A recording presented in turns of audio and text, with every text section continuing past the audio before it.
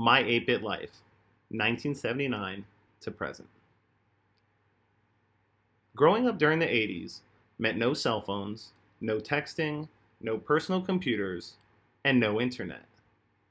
1985 and 1986 were two of the most important years of my life.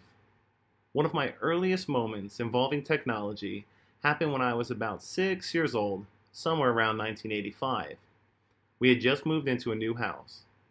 In the unfurnished kitchen, my parents had set up a little black and white television with metal bunny ears and an Atari 2600.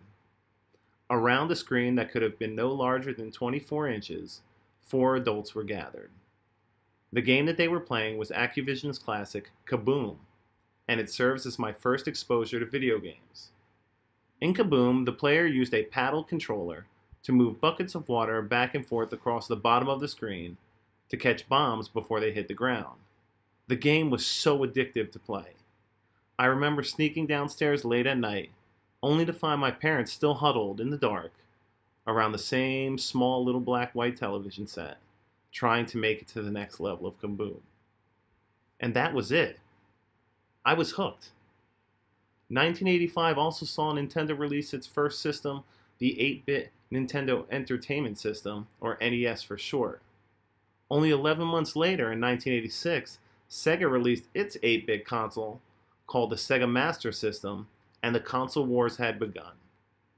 In 1989, I turned 10 years old, and Sega released its 16-bit classic, the Genesis.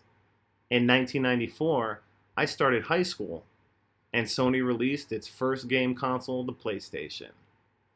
In 1996, I got my first cell phone, and Capcom released the survival horror classic Resident Evil. In 2004, I joined the Army, and EA Games released the life simulation game The Sims 2.